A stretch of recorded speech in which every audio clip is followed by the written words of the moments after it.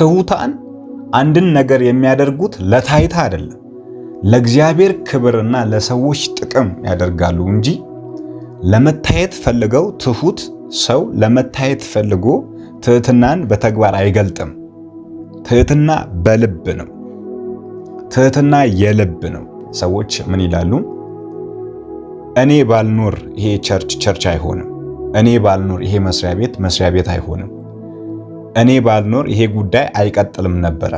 እንደውም ምን ይላሉ? በጣም ሲያሳምሩ ከእግዚአብሔር በታች እኔ ባልኖር ይላሉ። it is not ትሕትና። ትሕትና እኔ ባልኖር ይሄ ነገር እንዲህ አይሆንም የሚል መንፈስ አይደለም። ኢቭን ጉዳዩ በእናንተ ምክንያት የተደረገ ቢሆን ራሱ ትሕትናን በጣም ከባድ የሚያደርገው ጉዳይ ትሑት እንደሆናችሁ ስታስቡ ትሕትናችሁን የምታጡት ነገር። እኔ ትሑት እንደሆንኩ ካሰብኩ ትሕትናዬን በዛው ሰዓት ሉዝ አድርጌያለሁ ማለት ነው። አያችሁ፣ በጣም ከባድ ነው። ትሑት ሰው ራሱን ትሑት አድርጎ ራሱ አያስብም። ትሑት ሰው ትሕትናውን ይገልጣል እንጂ ትሑት ነኝ ብሎ አያስብም። ኢቭን ስለዚህ ስለ ትሕትና ለማስተማር ራሱ ጥቂት ትዕቢት ያስፈልጋል።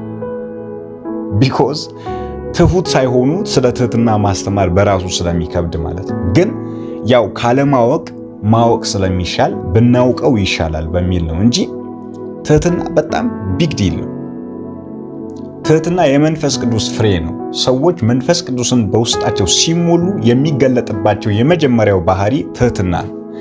እግዚአብሔር አምላክ ጌታ ኢየሱስ ክርስቶስ አምላክ የሆነው ወደ ምድር ሲልክ ጌታ ኢየሱስ ክርስቶስ አምላክ ሆኖ ሰው ሲሆን ትሕትና ነው ከሰማይ ወደ ምድር ያወረደው። ኢየሱስን ከሰማይ ወደ ምድር ትሕትና ሲያወርደው ሰይጣንን ከሰማይ ወደ ጥልቁ የጣለው ደግሞ ትዕቢት ነው። ጌታ ኢየሱስ ክርስቶስ የዲያብሎስን ሥራ የተቃወመው በተግባር ነው። ዲያብሎስ ከፍ ላለው ብሎ ሲወረወር ኢየሱስ ክርስቶስ ደግሞ ከፍ ብሎ ሳለ ከማንም ይልቅ ትልቅ አምላክ ሆኖ ሳለ ራሱን ግን ባዶ አደረገ፣ ዝቅ አለ፣ የተናቀ የተተፋ ሆነ፣ ሰዎች የሚመቱት ሆነ፣ በሰዎች እጅ የተናቀ የተመታ የተጠላ ደምግባት ያጣ ሆነ። ደምግባት ያጣ ሆነ። ይሄ የትሕትና ትልቁ መገለጫ ነው። ሰዎች ትሑት እንደሆኑ ሲያስቡ ትሕትናቸውን ያጣሉ። ትሕትና አገልጋይነት ነው፣ ሎሌነት ነው። ትሕትና ሎሌነት ነው እንጂ ትሕትና ታይታነት አይደለም። ሎሌነት ነው፣ አገልጋይነት ነው፣ ዝቅ ማለት ነው። ትሕትና አገልጋይነት ነው እንጂ ለኔ ይገባኛል፣ አምጡልኝ፣ እንደዚህ አድርጉልኝ፣ እንደዛ አድርጉልኝ የሚል መንፈስ አይደለም። አገልጋይ ትሑት መሆን አለበት። ትሕትና በየትኛውም የህይወት ጉዳያችን ላይ እግዚአብሔር እንደሚያስፈልገን በደንብ ማወቅ ነው። ጠንቅቁ።